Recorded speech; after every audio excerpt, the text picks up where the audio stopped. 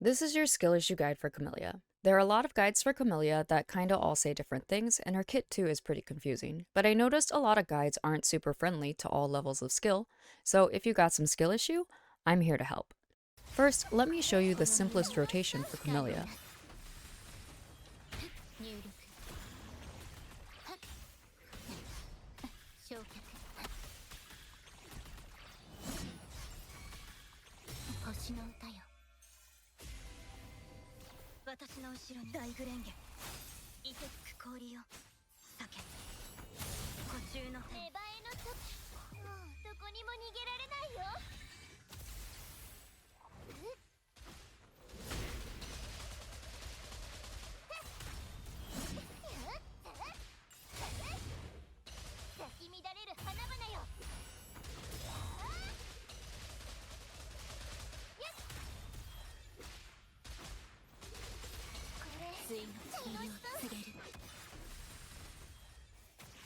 Camellya's major sources of damage are her basic attacks, ephemeral, and liberation. Ephemeral and basic attacks both scale with basic attack damage. Anyway, the simple rotation I showed earlier has all of Camellya's major sources of damage, and this is the bare minimum you need to do to unlock her damage. The basic rundown is that you have to do the intro. This is non-negotiable. The intro charges your forte gauge. You eat this forte energy by doing basic attacks. This charges your concerto and stacks a buff called Crimson Buds up to 10. After your concerto is full, you can use Ephemeral, which eats your concerto and your Crimson Buds.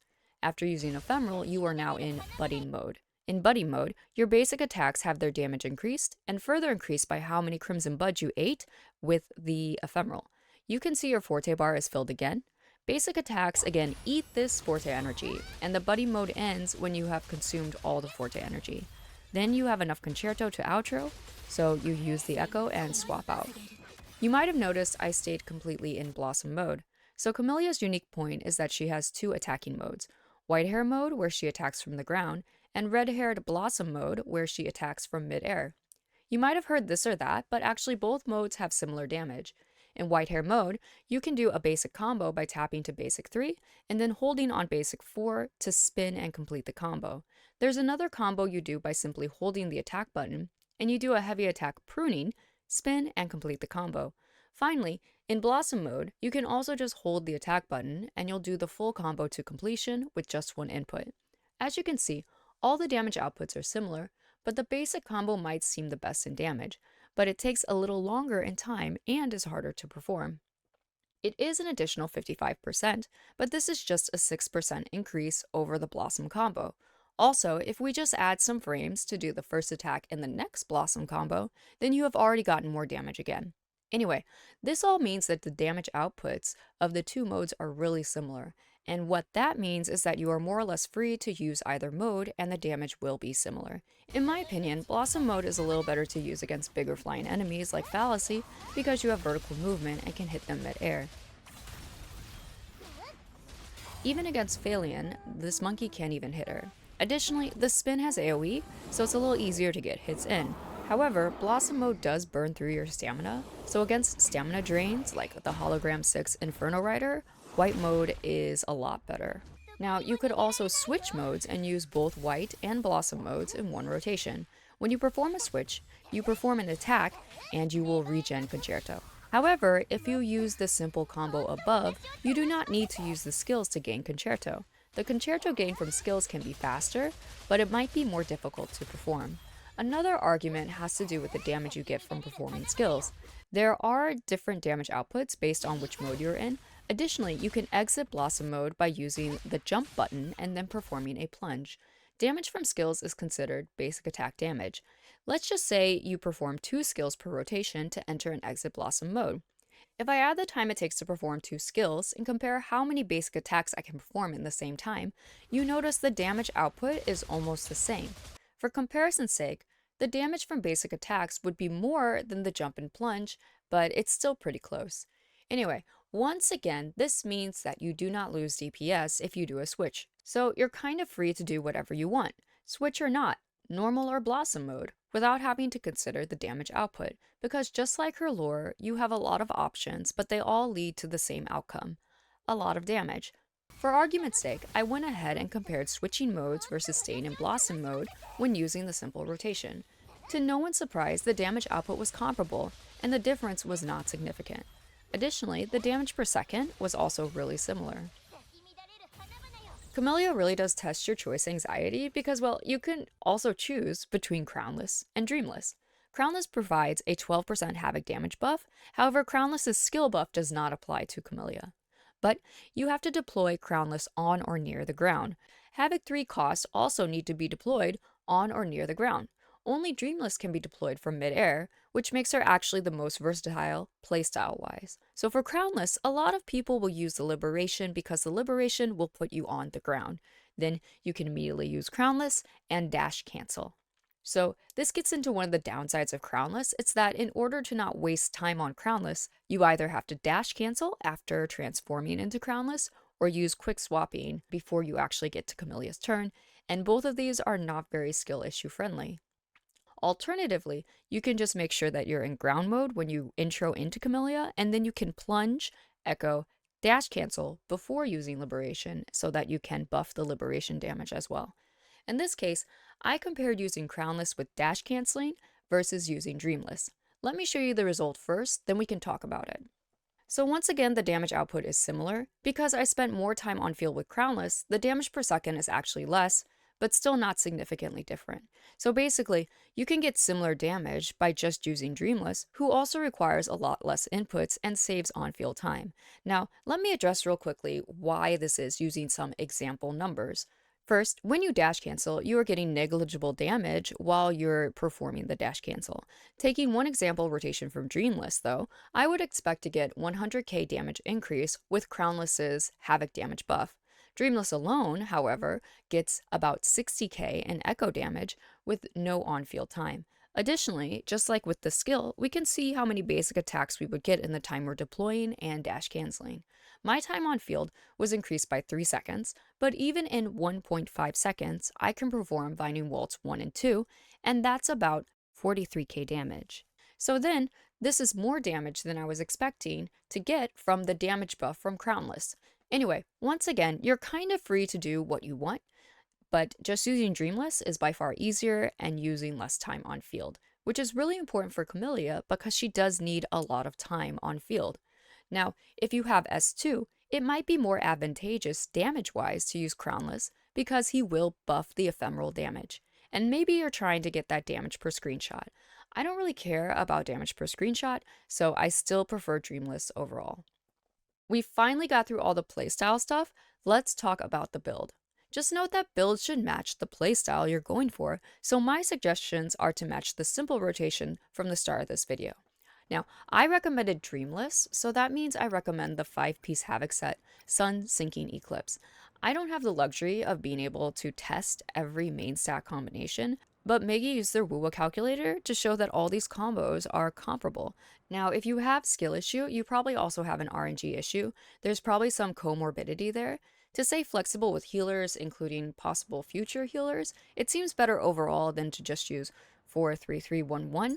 Personally, I have Havoc 3 costs because I use the malleable echoes from my inventory, which only lets you have the Havoc main stat, and maybe people watching this video have the same problem. Unfortunately, what you lack in skill, you do have to make up with stats.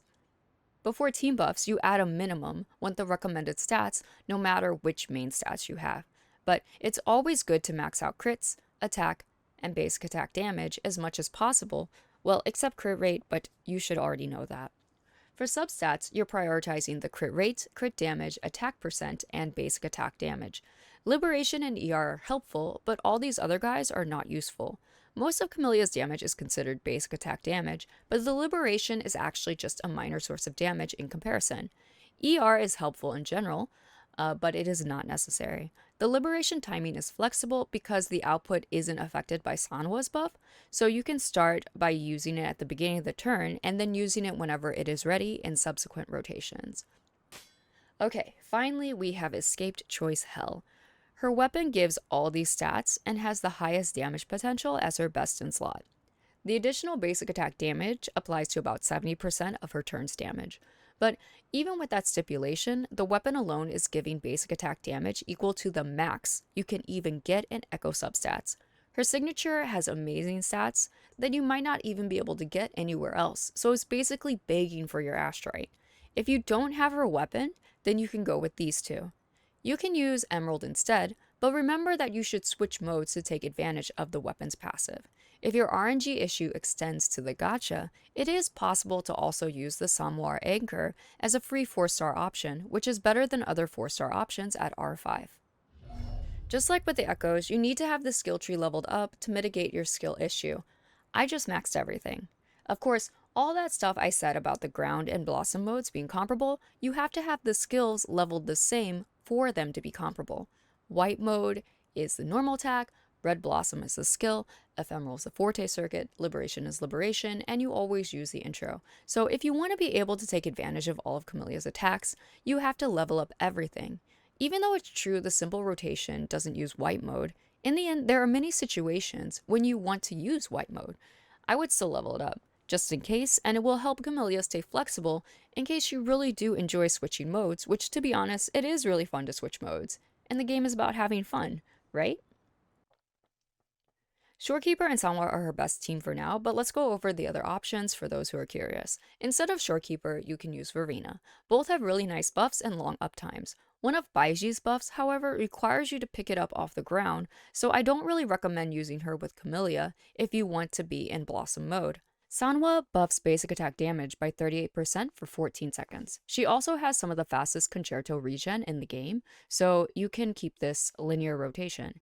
You can possibly use Danjin instead, who buffs Havoc damage by 23% for 14 seconds. Danjin's concerto regen is fast, but not as fast as Sanhwa. It's better to swap Danjin with the healer to get concerto before using the healer's buff to make sure Camellya's full turn is covered by the healer buff.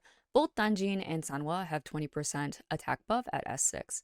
The swapping on Danjin is a little harder, and Sanhwa's buff is still a little better, so I still recommend Sanhwa.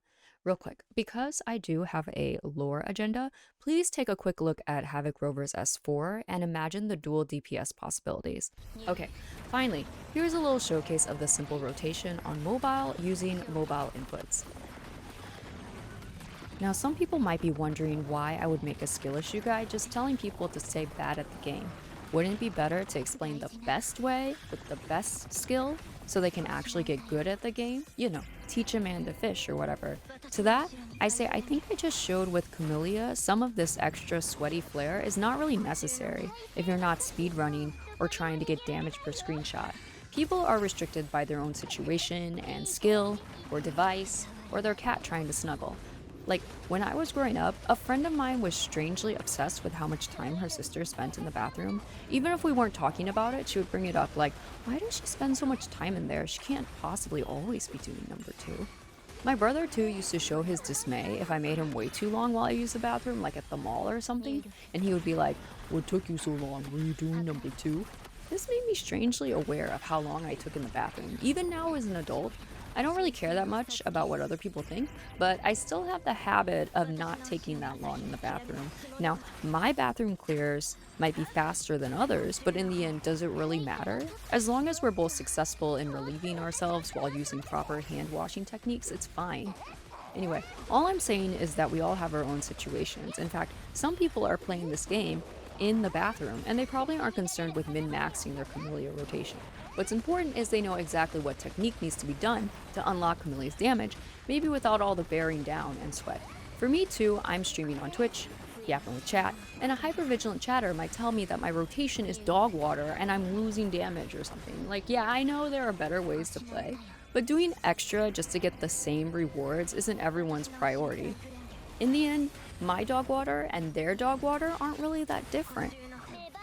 By the way, I got this mobile clear while lying on the couch. Anyway, I hope you enjoyed this little video, and if it helped you clear your TOA in the bathroom, well, you don't have to tell me that, but feel free to leave a comment. If you would like to see more Wuthering Waves content, like and subscribe, and I will see you in the next one. Bye bye!